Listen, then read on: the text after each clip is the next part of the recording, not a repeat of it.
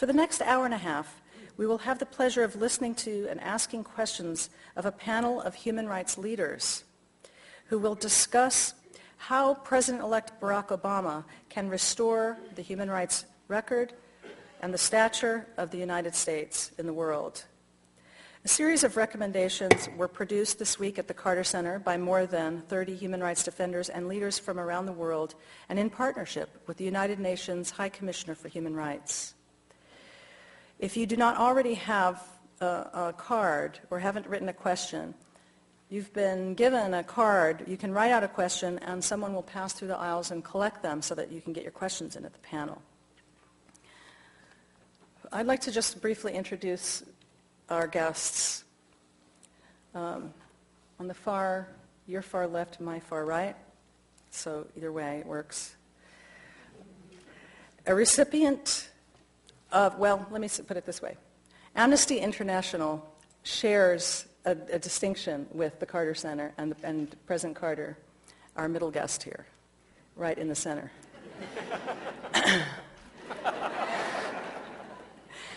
And that is the Nobel Peace Prize. And I was trying to figure out from Larry whether that was a personal distinction or an organizational distinction. In the 1970s, Amnesty International received the Nobel Peace Prize for its groundbreaking work in advancing human rights. And some years later, Jimmy Carter, much belatedly and much deservedly, received the Nobel Peace Prize. So two of these panelists have that in common. Our other two panelists also have something in common with them. They are champions of human rights, and quite brave champions of human rights. Dr. Saad Ibrahim founded the Ibn Khaldun Center in Cairo, Egypt. He's a recipient of numerous international human rights awards and is a leading activist in Egypt and outspoken critic of the Mubarak regime. In the year 2000, Dr. Ibrahim was imprisoned and sentenced to 7 years in prison on politically motivated charges, simply for asking for democracy and human rights, actually. He was released and cleared of all charges in 2003 with the outcry of the international community, and President Carter was part of that outcry. He has recently been under attack for calling on the U.S. Congress to condition its military aid to Egypt on improvements in the country's human rights record and the freeing of a member of a political opposition party, Ayman Noor, who's still in prison. Dr. Ibrahim currently has an arrest warrant pending against him in Egypt and is unable to return to his own country. He is also a professor of sociology at the American University of Cairo and a founder of two nonprofit organizations, Ibn Khaldun Center for Development Studies in Cairo and the Arab Organization for Human Rights. And we are very honored that he is with us. This is the 5th year he has traveled to Atlanta to consult with us on human rights in Egypt. Dr. Sima Samar is the chairperson of the Afghan Independent Human Rights Commission and a special rapporteur on Sudan. Recipient of numerous international awards for her work on human rights and democracy. In 2001, Dr. Samar was appointed by the Karzai government to be the first female head of women's affairs in the interim government of Afghanistan. A medical doctor by profession, after the Soviet invasion and loss of her husband, she fled to Pakistan, where she set up medical services for Afghan refugees and opened a first hospital for women. In 1989, Dr. Samar established Shuhada, a nonprofit organization committed to the reconstruction and development of Afghanistan with special emphasis on the empowerment of women and children. And we are delighted that we will be having both of them share with President Carter and with Larry Cox a conversation tonight on human rights.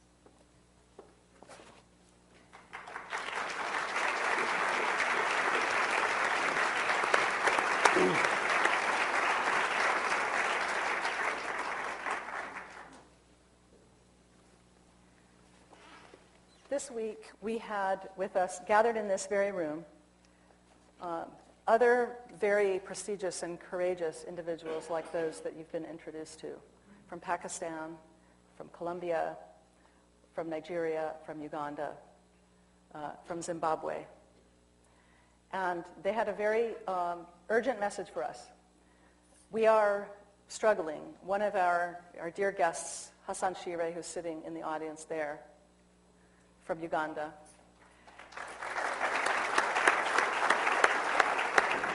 he told us, we need help. Africa is bleeding. Zimbabwe and the Congo are collapsing, and we need your help. So we need the United States of America to return to its position of tremendous leadership that for so many years the United States enjoyed on the issue of human rights. In recent years, as we know, in the conduct of the war on terror, our government chose to depart radically from our previous commitments to human rights. And I'm going to ask each of our panelists to have a conversation together. So it's not going to be speeches. We're going to converse together, and you will be able to join the conversation and ask your questions.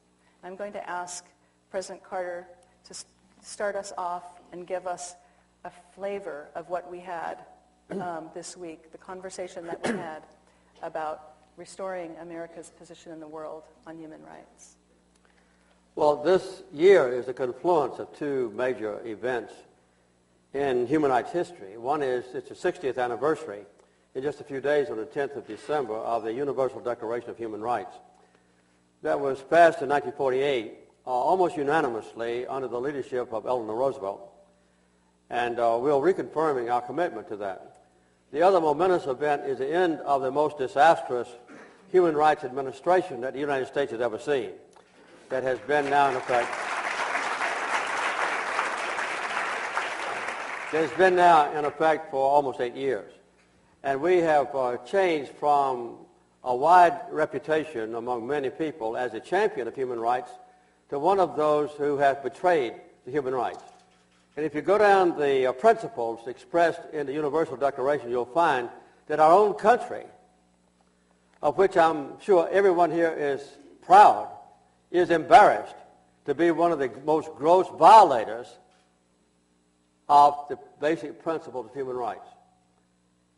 And my hope is that when January 20th comes, that we'll have a clear indication that our country will no longer torture people, that our country will no longer abandon the international commitments that we've made to honor the Convention from Geneva of protecting prisoners, that will no longer be incarcerating prisoners for 6 years without any allegation or charge of crimes against them, depriving them of any access to legal counsel or to the normal processes of law, without the ability to have access to their own families. And these crimes against human rights have been exacerbated by our sending prisoners when we wanted to avoid embarrassment to countries that we know would torture them by extraordinary rendition, so-called. So these kind of things we believe will end when we get a new administration in Washington. And so the basic purpose of our conference this year, honoring defenders of human rights or heroes of human rights in other countries, is to collect a list of suggestions or recommendations to the new administration in Washington. What can we do in the next year and the succeeding years to restore America as a worldwide recognized champion of human rights? And there are a lot of things we need to do, and I'm sure that I and the other panelists tonight will outline some of those in very specific terms. I'm sure a lot of you are familiar with many of them, but we'll be starting out, obviously, with the closing of Guantanamo and the basic announcement that our country will adhere to international conventions that protect human rights and for which we have in the past been champions. Those are the kind of things we'll do, and I'm sure that by the time you depart from here this evening, you'll have maybe a clearer idea of what the United States must do to restore our reputation as a champion of human rights, which we have learned a lot about from these people who have come from troubled countries, whose leaders have in the past been restrained from persecution by threatened intercession or example set by Washington. And in the last 8 years, we've seen these oppressors now feel relieved of any obligation to follow the United States leadership, because some of their perpetrations of crimes have been derived from the leadership established in Washington. So it's a profound change that's going to take place, for which we are truly grateful, and we feel confident that it will be accomplished. Thank you. Larry, tell us, how did you, this week in our conversation, we talked a lot about how could this happen in America? How could we, we've learned, a lot of us who've spent some time learning about the issue of torture. It's something that's so foreign, it's almost impossible to get your mind around the idea that our government would actually sanction and authorize torture. But the more you get into it, you see how deep it went. And yet, there was very little reaction on the part of the public. Amnesty International has for so long tried to build a movement around the idea of human rights and human dignity. How did this happen, and how can we prevent it from happening, again, assuming that we are successful in persuading our next president to take the steps we've recommended? Well, I'm very glad that President Carter phrased what he said in terms of what we will do, and not just in terms of what President Obama will do, because I think the key to success going forward will be what we do as a people. I think without tremendous support by the American people, there's a danger that President Obama, whatever his intentions, won't be able to do everything that needs to be done. I think the mountain of despair, as I call it, quoting from Martin Luther King Jr., that was created over the last 8 years is enormous, and it will not be very quickly, I think, torn down or destroyed. And I think you're right. I think for me, what has been extremely disturbing is not just what the U.S. government has been doing, but that it happened on our watch. I mean, on the watch of all of us in this room. It happened on the watch of Amnesty International. We were unable to mobilize enough people to turn it around. And one of the very humbling things about this weekend for me has been to realize again just how damaging that failure has been to the lives of real people around the world. That this is not something abstract or about principles. This is about suffering of people. We heard such moving stories, including from the two people who I'm honored to share this panel with tonight. And it made you realize that the failure to mobilize enough people to rise up in outrage over what we, I think, took for granted. We took for granted that everybody understood that torture was wrong, that the American people would never accept torture. And we failed to see that, people in our country are no different than people in other countries, that when there is fear after 9/11, that we are in just as great a danger of succumbing to the temptation to think that the way to deal with it is to crack down, to be harsh, to abandon our principle. All the arguments that were made, it must be said honestly, resonated with a large segment of the population.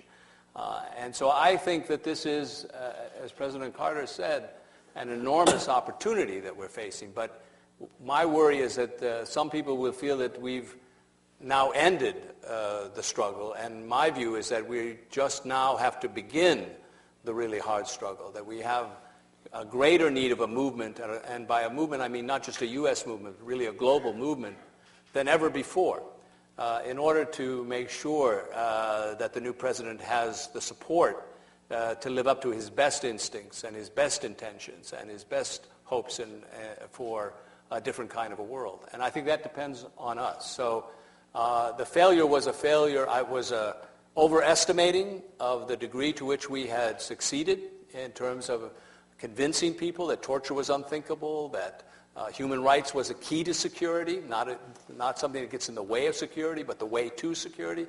We overestimated our strength, I think. And now we have an opportunity right now to begin to rebuild that strength, or to begin to actually expand it, to reach out to the American people. I think we need a dialogue with the new administration, but I think even more we need a dialogue with the American people about the damage that's been done. And we need, especially for the voices that we heard this weekend, to be heard by the American people, for them to understand the implications of what the United States did for people like them in places like Egypt, in places like Afghanistan. I think that's the challenge before us. If we can make those voices heard, and if we can mobilize people as never before, then I think we really have a chance to put America back on the right road and to go places where we haven't yet even gone. That's right. And, you know, I'm assuming that those of you who are here, who came and who were attracted to the title of the conference, you're somewhat familiar with the facts, but just in case there's someone in the audience that hasn't read all of the voluminous reports about what happened. We had a participant in our conference, a major general who was actually charged with writing the investigation or conducting an investigation and writing a report, an internal report, Pentagon report, on the abuses at Abu Ghraib. He was here with us. He spent 2 days with us talking about that.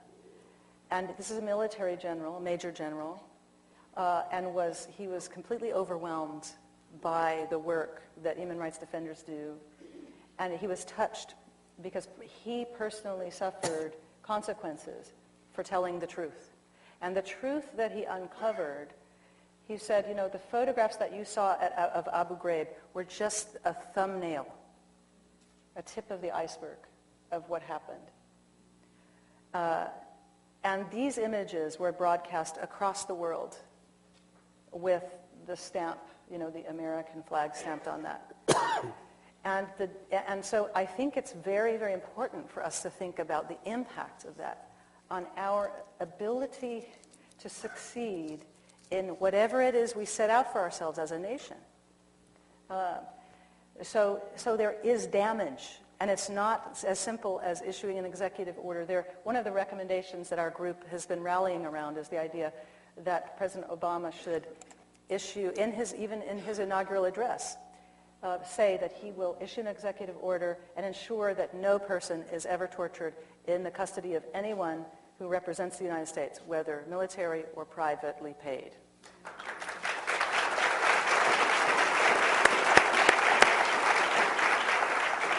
And that will be, of course, a big advantage. Now, the interesting thing about the executive order, it only calls to enforce existing law. It's not an executive order to ban torture, because actually we have the laws that ban torture. Our laws already prohibit torture. So we have to reset the entire culture, but there's tremendous damage that's been done, and we have to be a part of the solution. Many groups have been involved in talking to some of the former detainees, and the stories you will start hearing, some of the stories are being written about. And I encourage you to seek them out, because these are people that we're responsible for the treatment, and that will be part of overcoming this. So I wanted to ask Saad, 5 years ago when you came here right after you were released from prison. And he told us, at that time when I went into prison, I was athletic, I was an athlete, I was very fit, and when I came out, I had some much more difficulty walking because of torture, because of how I was treated in prison. And since then, for the last 5 years, we have stayed very much in contact with Saad and tried to see how can Egypt be pushed along, and here he is in exile. Saad, how has this impacted? How has this, what we've described here, had an impact on your effort, the efforts of you and your colleagues in the human rights movement of Egypt to fight for human rights and struggle for human rights and democracy in Egypt? Well, thank you for this opportunity, and thank you, President Carter, for bringing us here and for meeting this very responsive American audience. And let me just preface my comment on this by saying, having gone to school in America in the 60s, I learned the art of activism. I learned not to be complacent.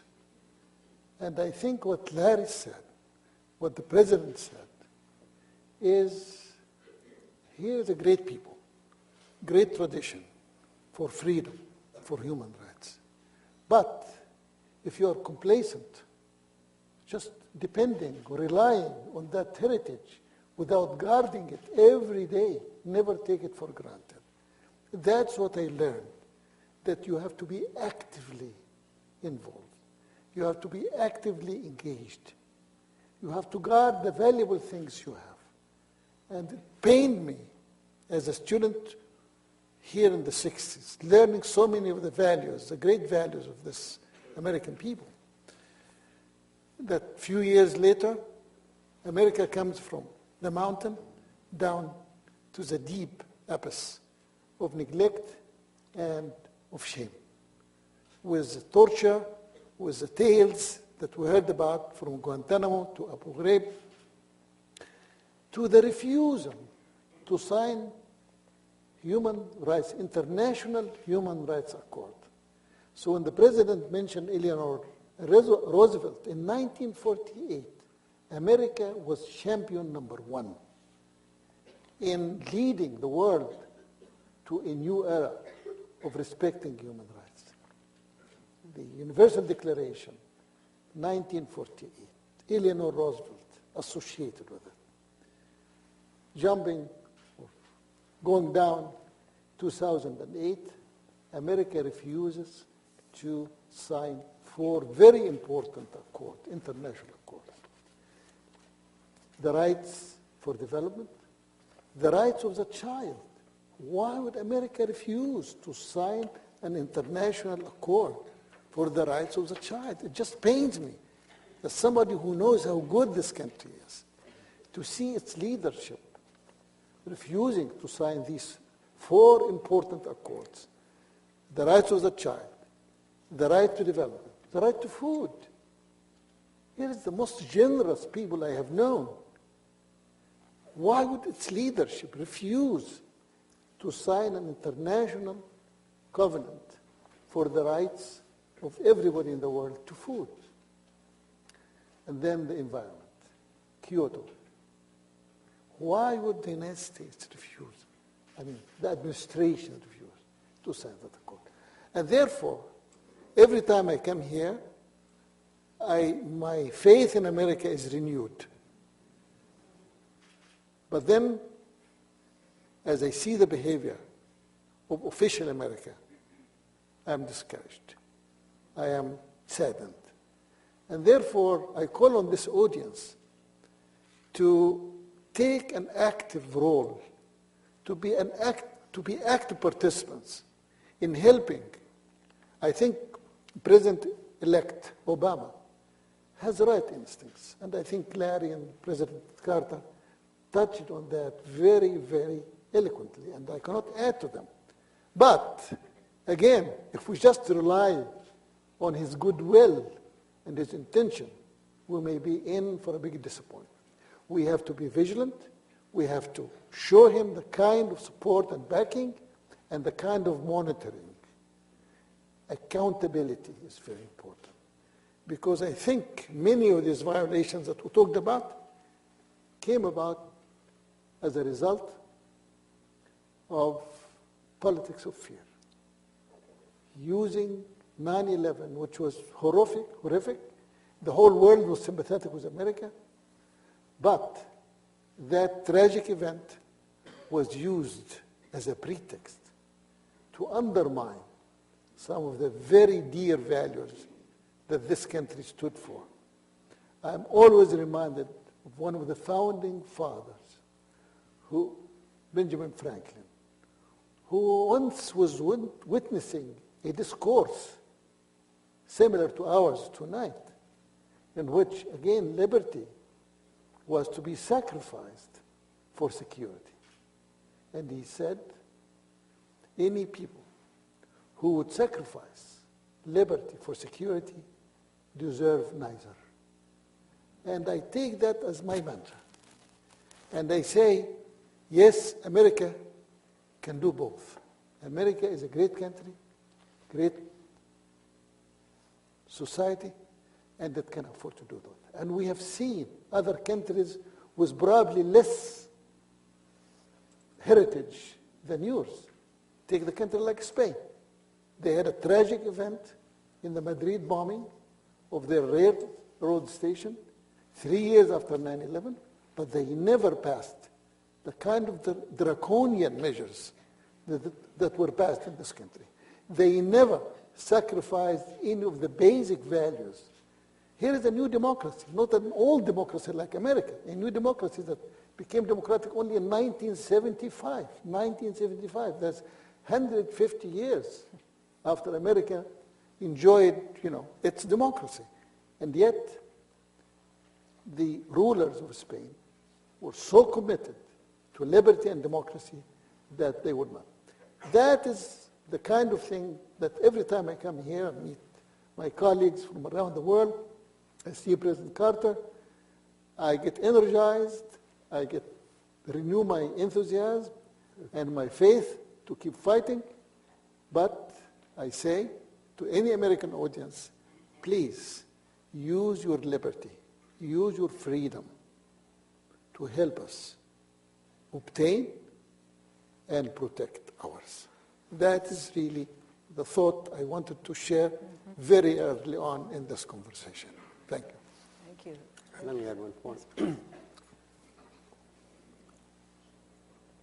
One of the things that I worked on when I was president was the Convention on the Elimination of All Forms of Discrimination Against Women. The United States has still not ratified that convention. We've still not ratified the International Covenant on Economic and Social and Cultural Rights. The United States is the only nation on earth that has voted down the Covenant on the Rights of a Child because we insist on the right to execute children. We're the only nation on earth that refused to ratify the Covenant on the rights of people to economic development and on the rights to food. So I think it's hard for us to put into perspective how other nations look upon the United States. Now, we not only have dropped from the top level of protecting human rights of all kinds, but in many ways we are at the very bottom. In all those covenants that I mentioned to you, more than 175 other nations have ratified them. We're the only country that hasn't. So we hope that those things will change beginning next year. And we do, I think the group assembled this week did feel optimism that President Obama and Vice President Joe Biden have the right instincts, as you said, Saad. But governing in the United States is very difficult. Nobody knows that better than the man on the stage. And the pressures.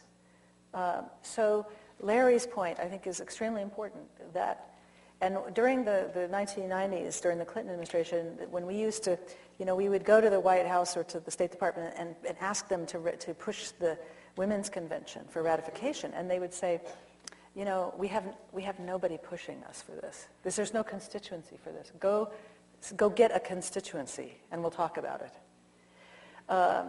So that's the reality. We have to do that.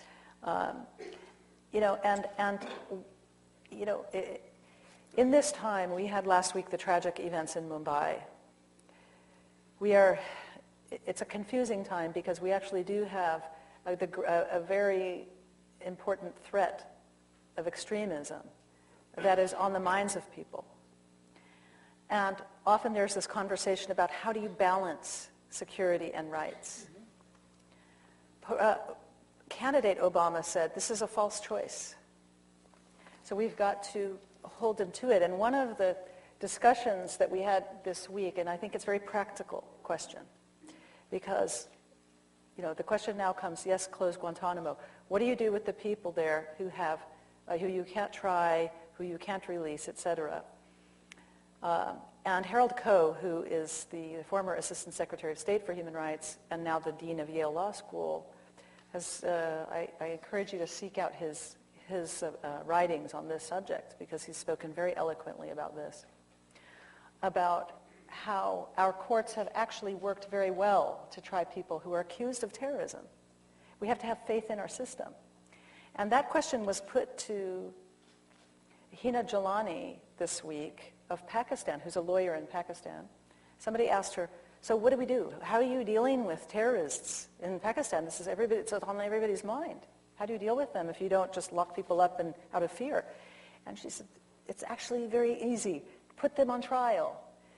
They can, if you expose their crimes in a court of law, in a legitimate forum like a court of law, you will discredit them in the eyes of society. That's the way to do it. And it was a brilliantly simple solution. Of course, I haven't allowed our guest, Sima Samar, to talk. Afghanistan also is in the conversation now about this confluence of interests and important issues that we must, I don't want to use the word balance because that never works, deal with simultaneously. Sima, tell us how you and your colleagues in Afghanistan are grappling with these questions. What is the way forward for us together to build democracy, human rights, and security? Well, first of all, thank you for President Carter and the Carter Center to bring us to the center in order to raise our voice. I think I have to mention that Afghanistan is the main cause, unfortunately, of the problem, or maybe a ring that awaken everybody in the world that this is a problem. And even on every attacks, when you hear about the attacks in Madrid or in London or in New York, of course those people who committed that kind of a crime or a terrorist attack has been trained in Afghanistan. None of them has been Afghan. But the Afghan people, including me as an Afghan citizen, we are the victims. We are sacrificing for the act of the others. So this point I wanted to mention, that this is unfortunately the situation for us. I can tell you a simple example. When I come to this country, when they see my passport, although I have a diplomatic passport and A2 visa, and then they look at my passport and I have to be searched twice because I'm an Afghan. And to convince the people that all the Afghans are not terrorists, even the one who committed those kind of crime, you don't find any Afghan on the list. Neither in the bomb in the London, in the train station, not in the Madrid, not in Bombay, not in Pentagon and Trade Center in New York. So we do understand what does it mean, security and liberty, and also which one we have to sacrifice. And I have to say that we think and we fight for this every day because we have a lot of Afghans in Guantanamo we don't have access. We have people in Bagram, Afghans and non-Afghans in Bagram. We as a Human Rights Commission, we have the mandate to have access to those. And we do not have access. And the people who comes out from Bagram, they make a lot of allegations that it was torture and all these things. We gone constantly to the American ambassadors and also to the military authorities that we should have access because lack of transparency itself caused a lot of suspicion. Why it's not transparent to the American public, why it's not transparent to us. And we do have the mandate. We have to have access in order to reduce the gap, to reduce the misunderstanding between the Afghan public and the American presence in Afghanistan. So this is not working, unfortunately, and we hope that it will come in the future, in near future, although as we all understand that it's not easy.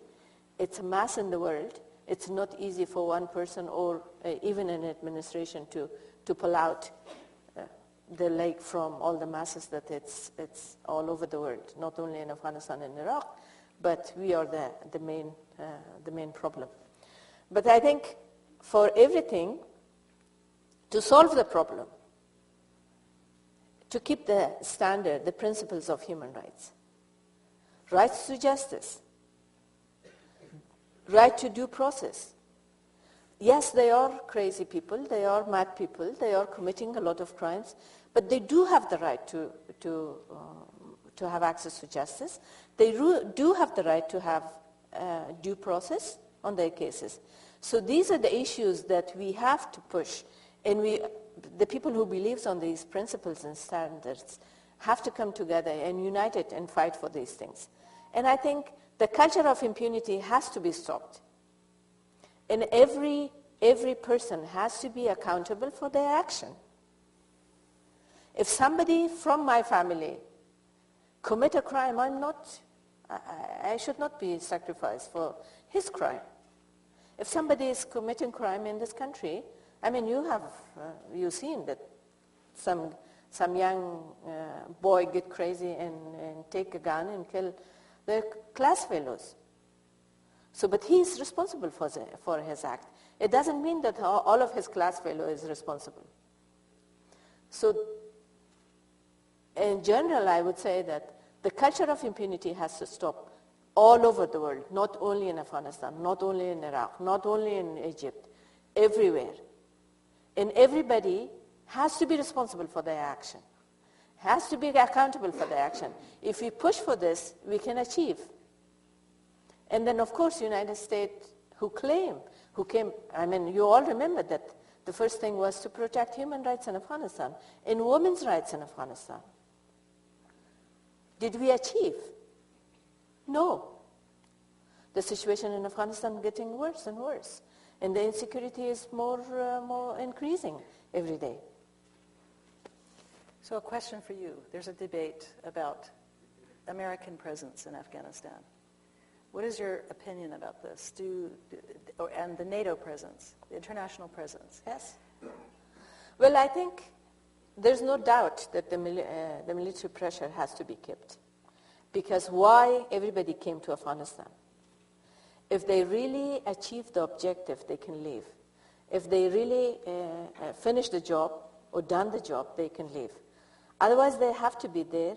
But there's no military solution to the problem in Afghanistan. It has to be more comprehensive. It has to be more multidimensional, because we cannot really achieve security without justice. But we cannot achieve peace without justice. So it should be a very comprehensive strategy. And unless we try to reduce poverty in Afghanistan and also in the region, not only in Afghanistan, unless we really try to convince and provide basic social services to the public, and more importantly, human security to the public. Human security doesn't mean that we don't have bombing today, we have security. No. The people do not have food. The people do not have access to justice. The people do not have access to clean water. The people do not have access to all the other education, quality education. I mean, we are not sure if my daughter is going to school, if she's coming back home. This is human security. The people are not sure that if they have lunch today, can they provide dinner for their children? These are very important. And the people in Afghanistan would like to have human security, would like to see changes in their life. So it's an incomplete job if they leave.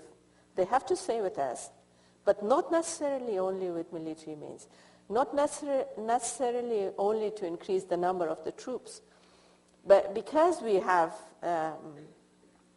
election next year, and I think one of the solutions would be to hold really a fair and free election in the country. And that cannot be done without having security for the people. Did you want to say something? Were you raising your hand? No. Oh. You know, you mentioned the term accountability. Part of our challenge, I think, is being accountable for our actions. As you said, we have to be accountable for our actions. And as Americans, I think, for me personally, I take it personally, as I am an American, I'm a taxpayer, I love my country. I want for our moral footprint in the world to be a good one. And so, part of what we discussed this week is what should the next president do to restore our position, both by taking these kinds of actions, close Guantanamo, forward-looking actions. Larry, can you talk to us about what you think? How should we proceed with this idea of accounting? And one, I'll just be slightly controversial here because Hina and Sima challenged us this week to go back a little bit beyond the last 8 years, because we can talk very clearly about what is obvious for the last eight years. But we all know, if you watch Charlie Wilson's War, entertaining movie, but Hina reminded us, Charlie Wilson was no hero for us in Pakistan, that the support for the Mujahideen in Afghanistan was the beginning of a slide. Now you could ask, well, maybe if we had at least stayed in Afghanistan afterwards and provided the support that we needed to build a society, that it could have mitigated the impact of that earlier support for the Mujahideen. But this is impact. And we have to, as Americans, I think, examine those impacts that we have. And we talked a little bit about that this week. Larry, how should President Obama approach the issue of looking backwards without getting into the problem of a witch hunt that we definitely want to avoid, a partisan witch hunt? How should we do that? Well, I think this is a really key point, and probably the hardest of the number of steps that we outlined. Amnesty International right now has a campaign that's going on, which before this conference, we called the 100-Day Campaign. After I heard President Carter speak, I think we may call it now the 10-Minute Campaign, because he was explaining that there are things that could be done in the first 10 minutes that would make a huge difference.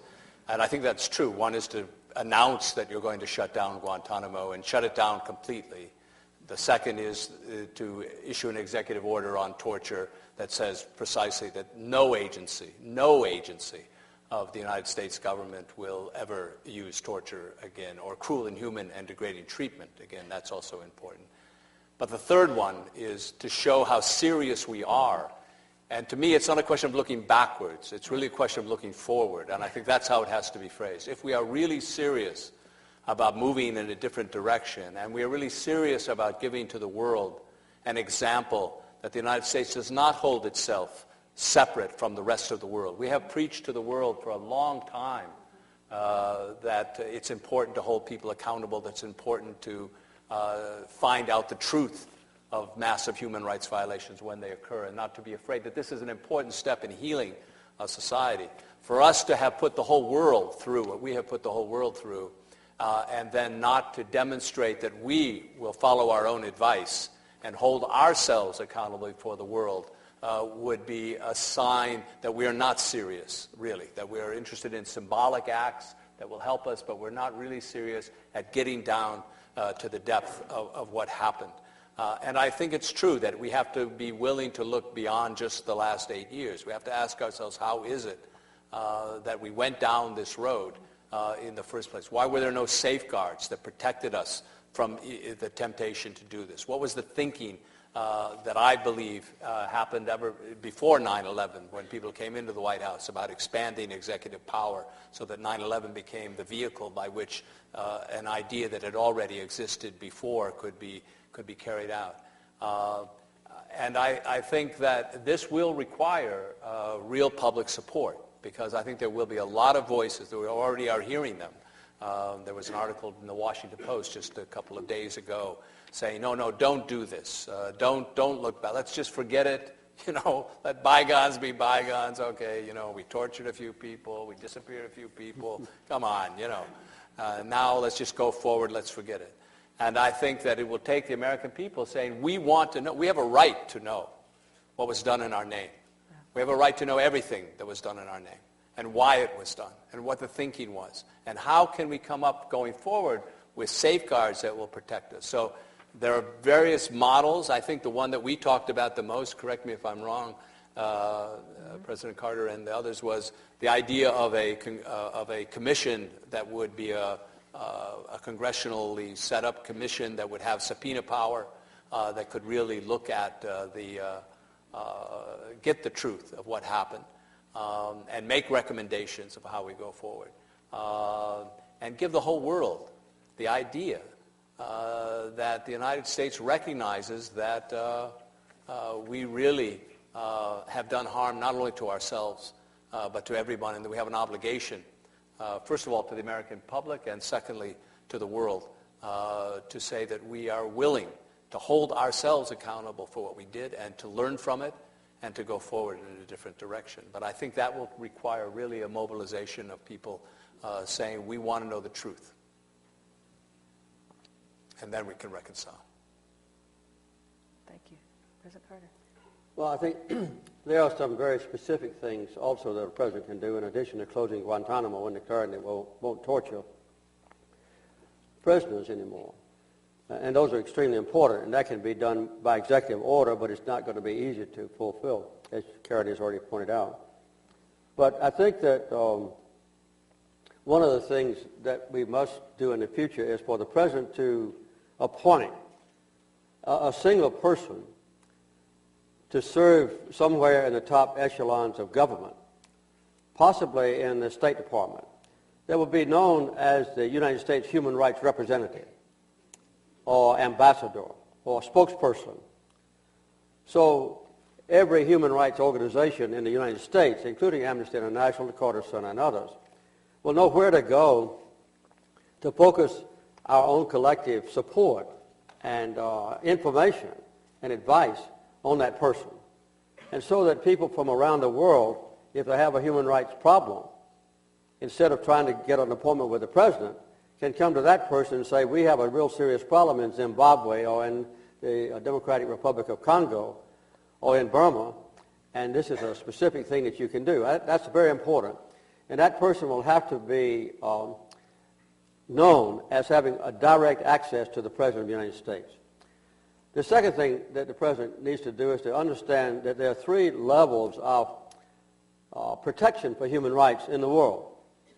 One of them, I would say, at the lowest level is individual defenders, like we have on the stage with us tonight, heroes, I call them. And the other ones are the human rights organizations that are not governmental. And there are a lot of them. And so that's a very important level of penetration and analysis and revelation of gross human rights crimes that others might not detect.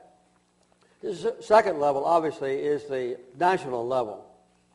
And I would say that the President, in that respect, can quit supporting, without question, our allies and friends who are overtly violating human rights and overtly violating other principles on which the United States rests our moral values, democracy, freedom, and so forth. That's the second level. The third level is to support the United Nations for a change. The United Nations is the conglomeration of the hopes and dreams of many small countries and people around the world who don't have the power and the political influence and the military strength that the United States has. And we need to take advantage of the opportunities within the United Nations that exist, but which have been condemned and derogated and abandoned recently by the United States of America. And this is very important. There's a United Nations High Commission on Human Rights that was here and served as my co-chairperson with this conference this year. And that's been the case for the last 5 years as well.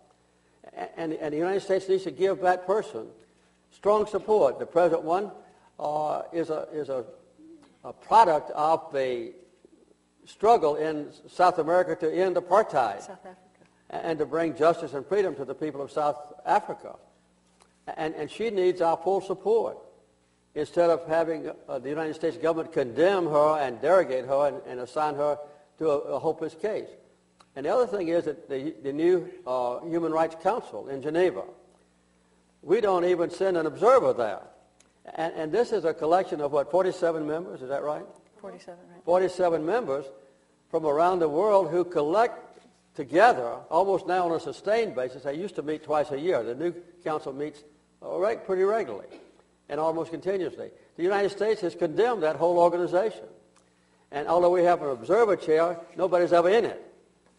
And the United States has withdrawn its participation. We don't even seek a membership on the council that's responsible for protecting human rights around the world.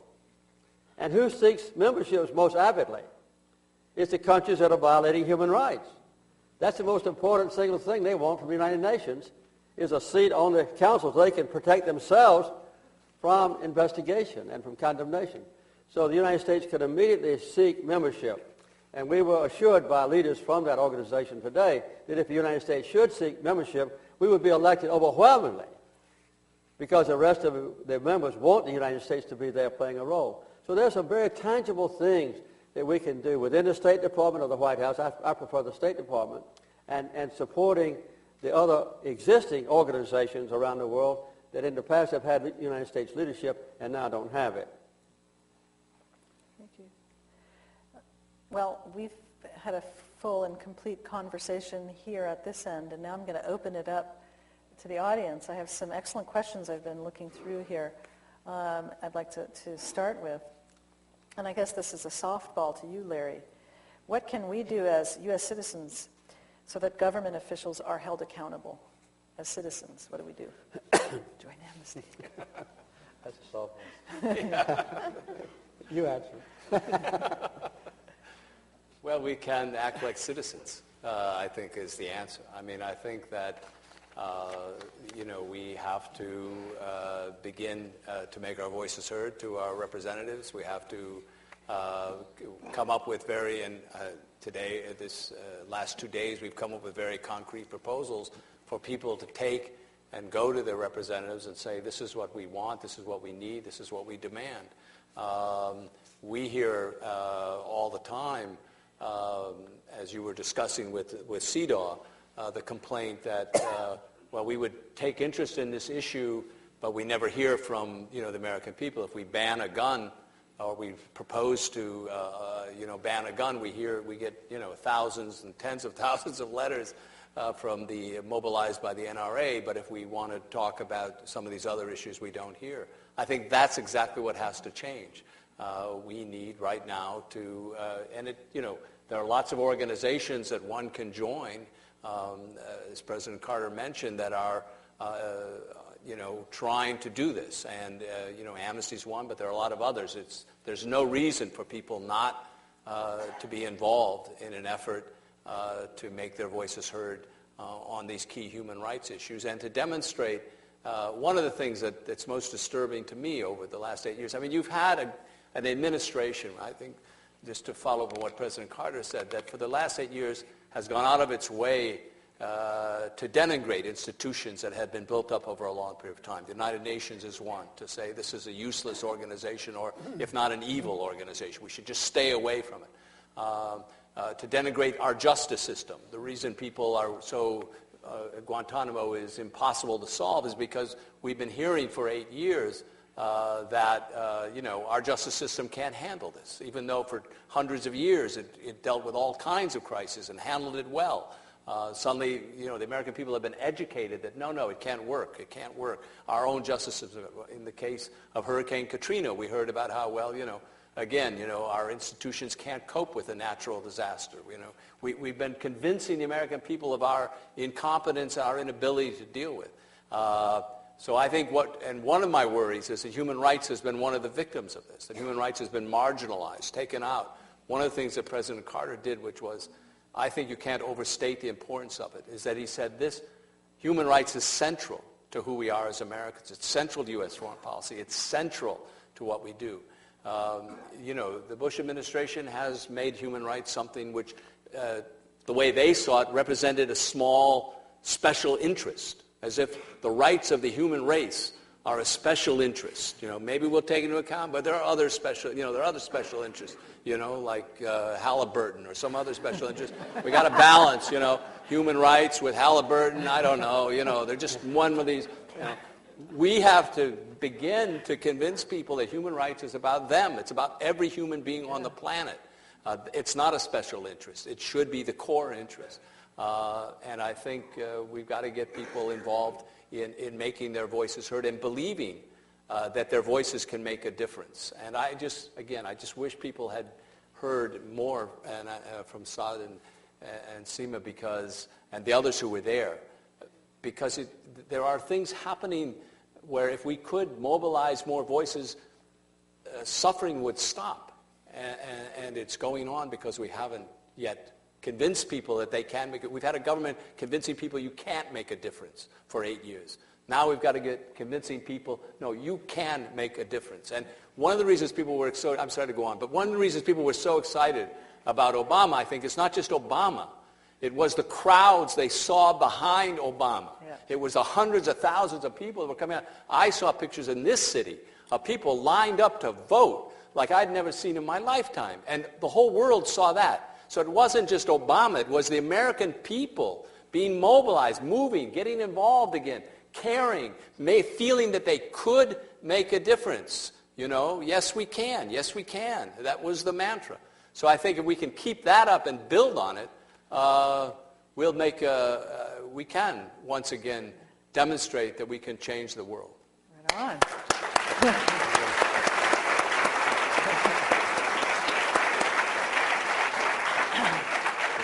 That's awesome. I have a question for you, Saad. What can American citizens do to help support the human rights movement in Egypt and have Ayman Noor released from prison? Let me just give the audience a little bit of background to answer this question. We have had a president ruling Egypt by the name of Hosni Mubarak. He succeeded the late President Sadat. He has been in power for 28 years. He is the third longest ruler of Egypt in 6,000 years.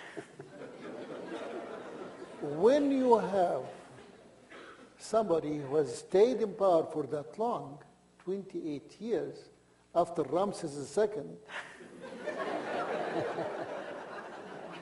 as the saying goes, power corrupts. Absolute power corrupts absolutely. And that's exactly what happened with our regime. And that regime, part of the corruption and the eroding legitimacy is to crack down on dissent. And one of the outstanding human rights figures is a colleague of mine, another fellow dissident by the name of Ayman Noor, who dared to challenge President Mubarak to call for a multi-candidacy presidential election until Ayman Noor stood up and said, you know, I am willing to challenge Mubarak. If he thinks he's popular, let him open the process and let me run against him. Well, he did. Under pressure, Mubarak made that concession, opened the process, allowed some candidates to run against him, and the most important one was Ayman Noor. So he ran against him.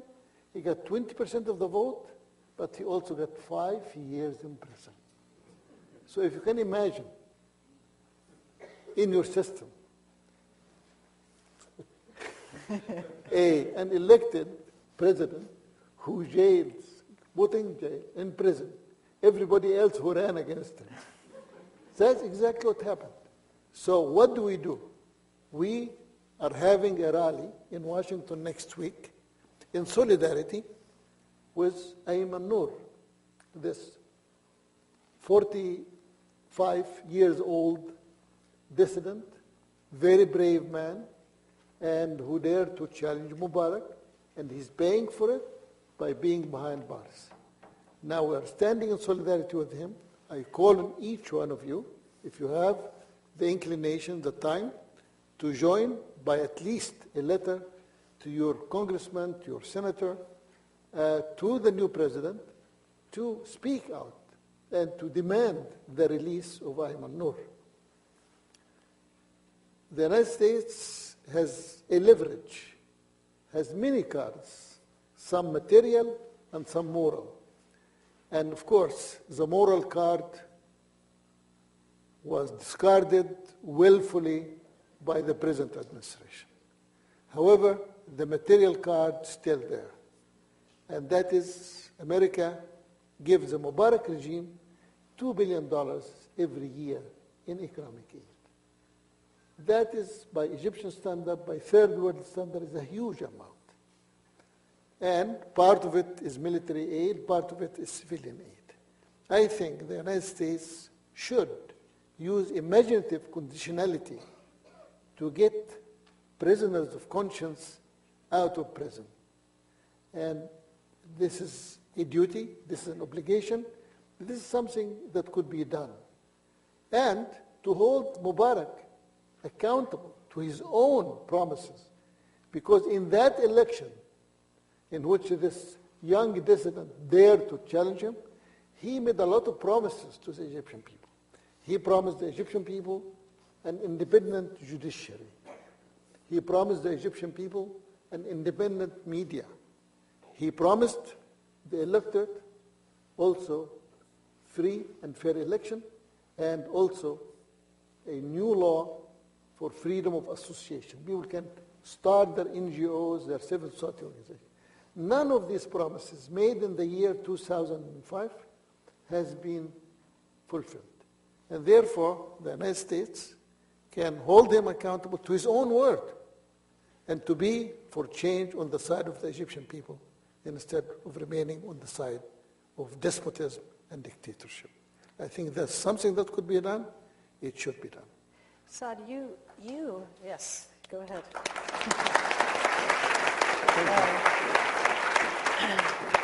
Saad, you were the beneficiary of that kind of pressure. You were in prison.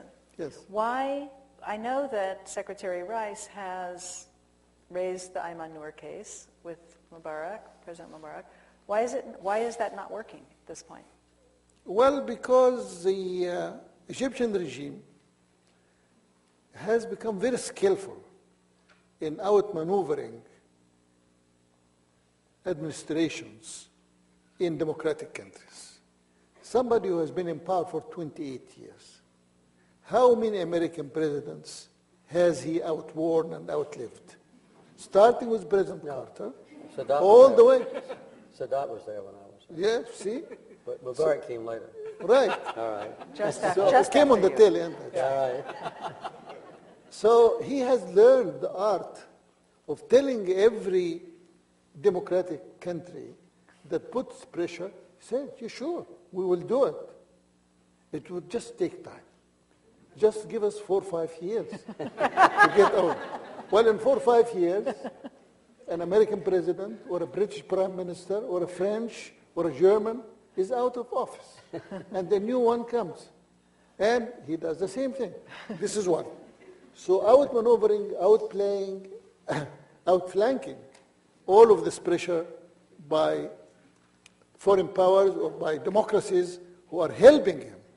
But the second thing is a lack of clear vision on the side of American administration. For example, President Bush made a big thing about a freedom agenda back in 2004. Well, he got everybody excited about the freedom agenda. He did the talk, but very quickly he failed to walk the walk. And here is something that I think everybody should be aware of. When you encourage democracy, when you institute democracy, you should be willing to accept the outcome, even if you don't like it. And what happened is that in late 2005, early 2006, once some of the rulers were convinced to open up the system, some Islamists ran for office, and some of them won. Once the Islamists won, there was a shelling effect in Western capitals, and the dictator said, see, You pressured us to open up the system. When we opened up the system, Islamicists have come or are coming to power. Well, again, Islamophobia that resulted from 9/11 was still in effect. And with the dictators in our part of the world amplifying the danger of Islamicists, rightly or wrongly, have made Western leaders shrink, afraid. And that's why they stopped putting pressure for the freedom agenda. I say, as a secularist, as somebody who will probably, as I said, I'm an American educated, I'm against the Islamists, 180 degrees, I fought against them, but I would rather have a democratic process. Whoever it brings, I will accept. And I said that. I have said that publicly. I may be the first victim of an Islamic-dominated government. However, I would rather do that and fight my fight on my own territory against anyone who tampers with democracy and freedom, as I am doing with this 28-year dictator, the longest ruler.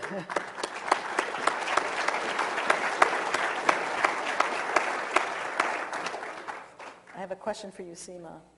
How are the conflicts in Afghanistan, Pakistan, and now Kashmir and India interconnected? And how are they related to human rights? Well, I think the Afghan case is not an isolated case. It's a regional, and I have to say it's a global because it's affects everybody in this world. After the invasion of the Russian,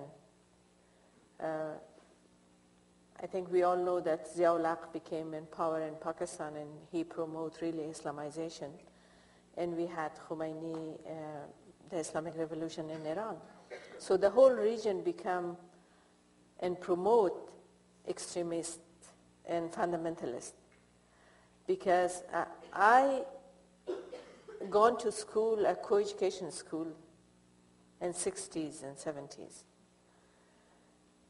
And we had a lot of Peace Corps teachers in our school on that time. And in that city, there's no possibility for the girls now to go to school.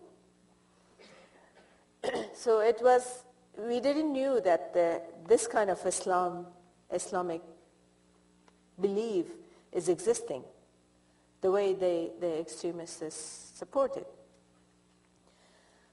Pakistan became a training center for the Afghan Mujahideen. And it became a transit country for everybody to come through Pakistan and go to Afghanistan in order to fight. So we had every Arab also, including Egyptian, Sudanese, Somalis, Yemenis, everybody, including this famous bin Laden, coming through Pakistan and going to Afghanistan. And then the US government and the Britain, mainly with Saudi Arabia, they supported the religious school, the madrasas, and they pick up the Afghan children and Pakistani children to train them like we have the Taliban now. So because of the problem in Kashmir between India and Pakistan, and the majority of Kashmiris is also Muslim, so there was possibility to train the people from Kashmir also. So there was Afghanistan was a playground and everybody wanted to learn jihad over there. I have to say that some people who are leading the Janjaweed militia in Sudan has been trained in Afghanistan. So we become actually the place that, or a training field for everybody. So it's really interconnected. Now we have, after the fall of the Taliban, everybody knew in 1994 when Taliban became in power that it was Pakistan beside it. And the Pakistani Interior Minister, Nasrullah Babur, became a spokesperson of Taliban. I think everybody remember after 9/11, even President Musharraf was saying that we have to include moderate Taliban. For me as an Afghan, suffering under Taliban and still victims of their activities in Afghanistan, we don't know who's moderate Taliban and who's extremist Taliban. They all graduate from the same madrasas. And most of them hardly is able to read and write. But they were brainwashed and they were kept there in order to be people to be able to kill themselves and so take all these suicide activities, because they are told that you will go directly to heaven and the people you kill is also going directly to heaven.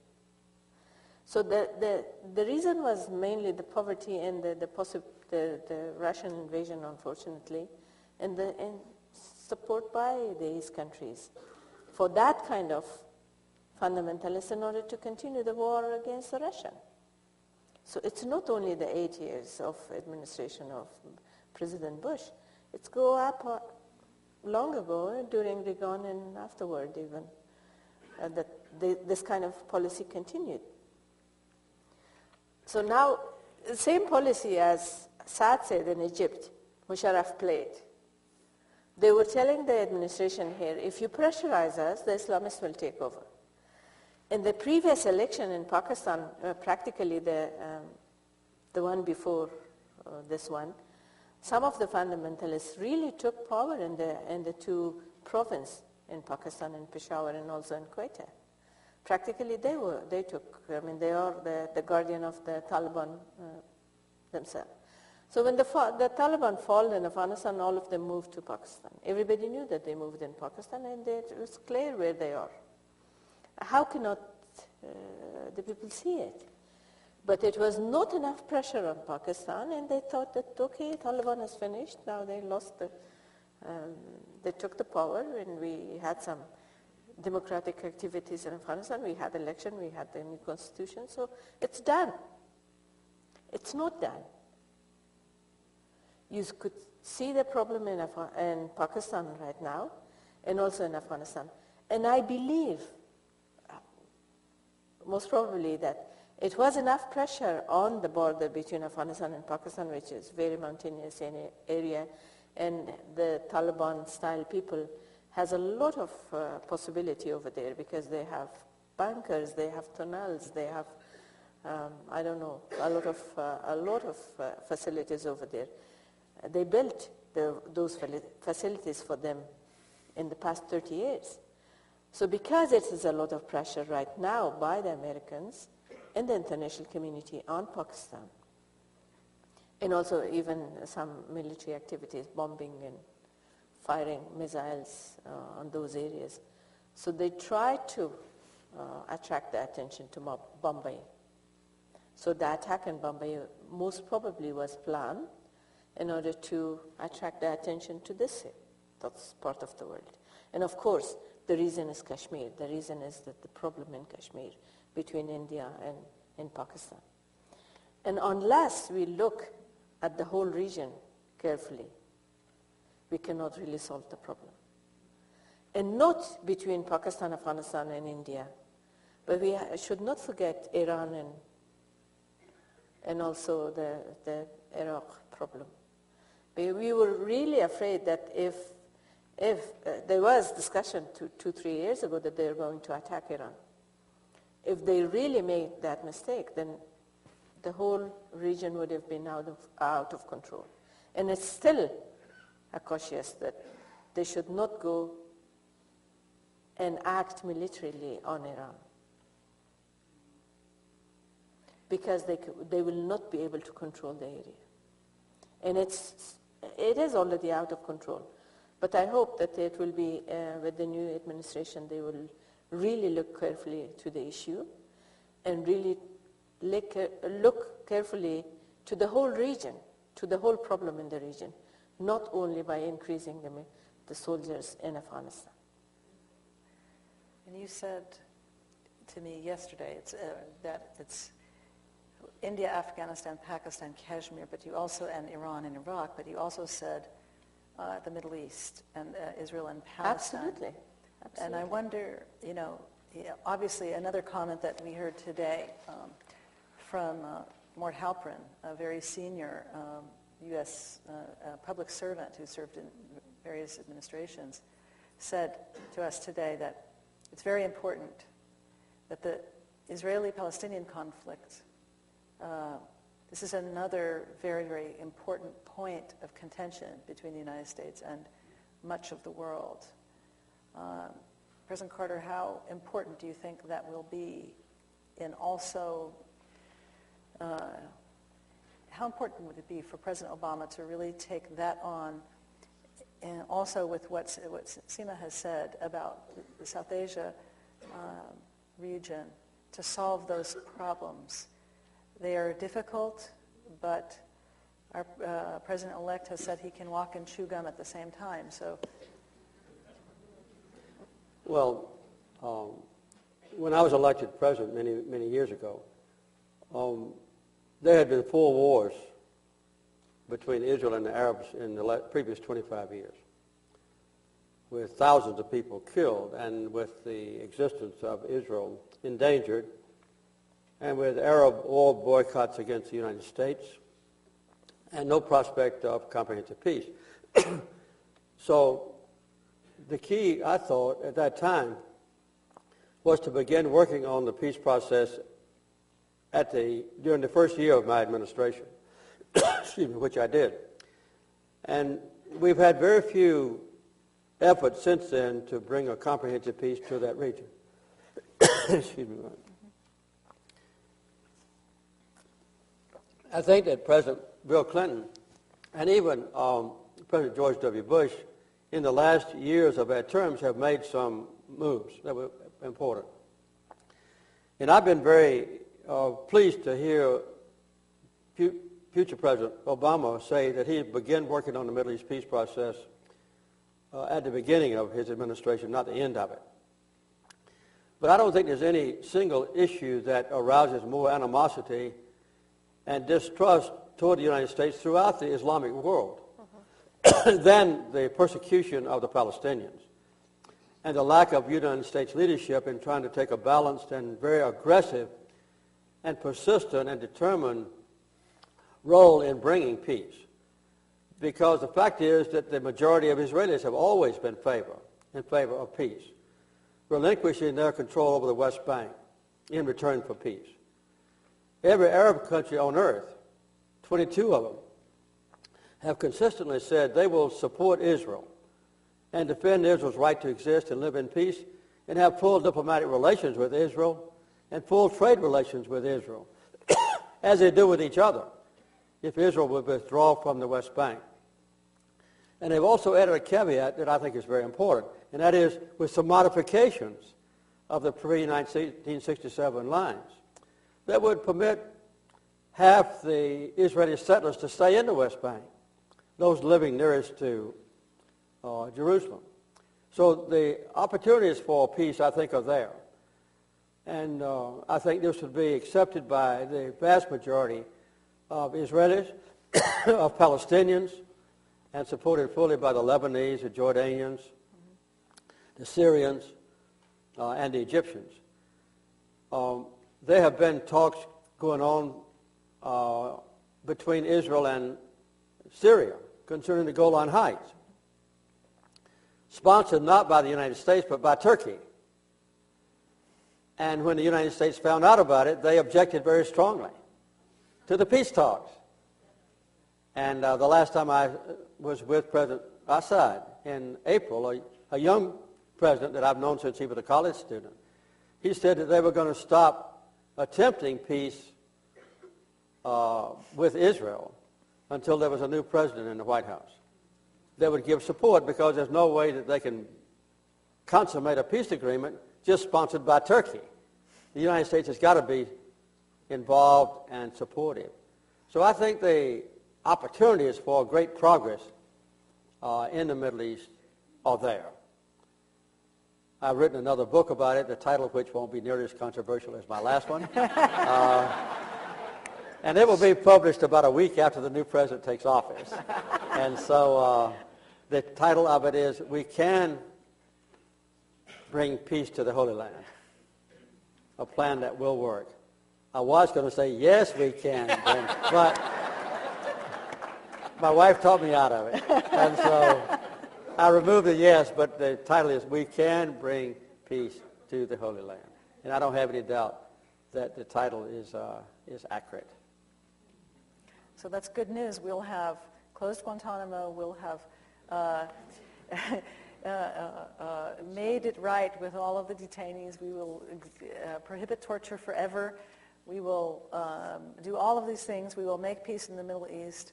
We will pay attention appropriately to Afghanistan, Pakistan, India, and Kashmir. We will get Ayman Noor out of prison, have free elections in Egypt. It sounds like a very good first year for the Obama administration. First 100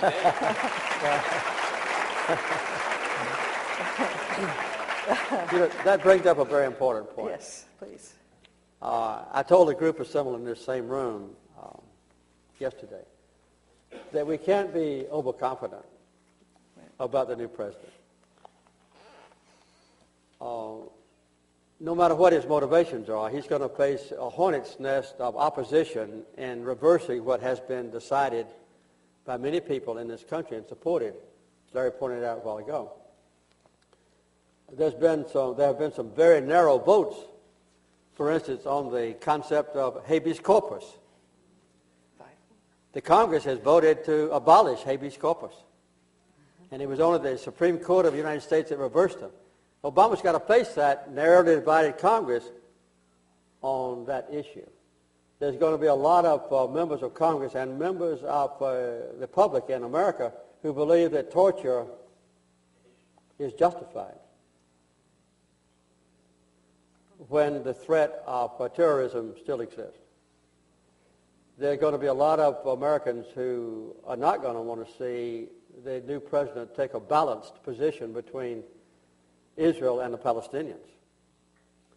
There are going to be a lot of Americans who are not going to see the United States play a full and positive role in the United Nations.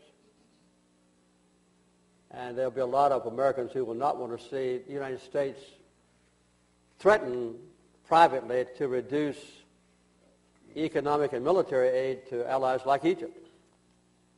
And there'll be a lot of Americans who don't want to see the United States promote honest elections and freedom and democracy around the world because people that we don't trust, who might be Muslims, might be elected. So it's not going to be an easy role for the United States to take, regardless of the identity of our new president. I say that because it's important for all of us to give him our full support and our active and dedicated support in our prayers, because I think the future of our country and the world hangs in the balance. I don't have any doubt that Barack Obama's motivations are sincere and compatible with what we said tonight, but we can't take him for granted, and we need to give him our support. Absolutely.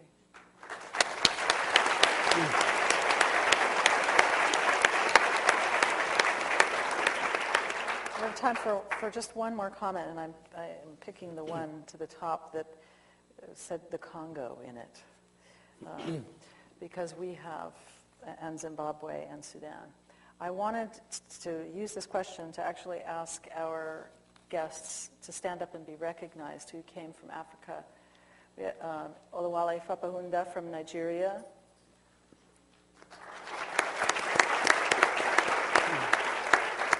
Primrose Matabadanzo from Zimbabwe, who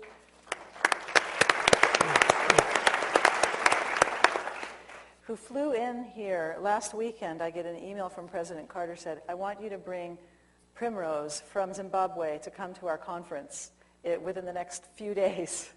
And thanks to our good consulate in Harare and our great travel and events people here, we got Primrose here, and she gave a very moving testimony about the current situation in Zimbabwe. And you met Hassan Shire from Uganda. And this question was, how do you bring peace to the Congo, Sudan, and Zimbabwe without the intervention of a well-armed, robust military force that is ready, willing, and able to use force to protect civilian population and keep order? And if it's okay, I'm going to take this question. If you had asked me to do it, I was going to return it to you. Karin has been our key representative of the Carter Center in the Congo, and she's done remarkable work there in protecting human rights and also democracy, and also the future economic status of that troubled country. So, Karin, it's in your hands. Too much credit. It's, because when you take the credit, you also have to take the blame when things don't go right. This is a great question because, and it's related, and I think it's a fitting conclusion to our panel, because in the Congo, 5.5 million people have perished since 1996. That was after the genocide of Rwanda in 1994. That's the largest number of people lost since the Second World War. That's right. And it's something that the public is not aware of. I think, because I ask people, and for the most part I find that's true. This question is about a robust peace force. When the United States, not if, when the United States reclaims the mantle of leadership on human rights, rejoins the United Nations, takes its seat at the Human Rights Council, understands that the Security Council, on which it is only one of 5 members that has a veto and can use the Security Council to protect human rights, to prevent genocide. When the United States does that, it will be able to do things it hasn't done. In 1996 and 1998, the United States, in 1994, we know that the United States government, and this was in the previous administration, the United States government failed and has admitted that it failed to act to prevent the genocide of Rwanda. But what most people don't realize is that they failed again in 1996 and 1998 to prevent the actors in the region to wreak havoc. And what we now know resulted was the loss of 5.5 million lives. Why? Because the mining interests, etc., this is the richest plot of land on the earth. Diamonds, coltan, which is in all of your cell phones, as a mineral that is required in electronics. This is very, very important. So what we're talking about here is connected to this, because when the most powerful nation on the earth reclaims its mantle of leadership, we can fix peacekeeping at the United Nations. We can make sure that those troops at MONUC, in the UN mission in the east of Congo, are working, they're effective. We can use our diplomatic muscle when we see a genocide coming to knock heads, prevent it, make sure it doesn't happen. It doesn't mean sending troops everywhere. It means using our leadership. Will we have leadership? That's what we need. And that's what this session was about, and that's what our conference was about, was restoring leadership. And I want to thank our panelists and our conference participants and all of you for coming out and participating with us tonight.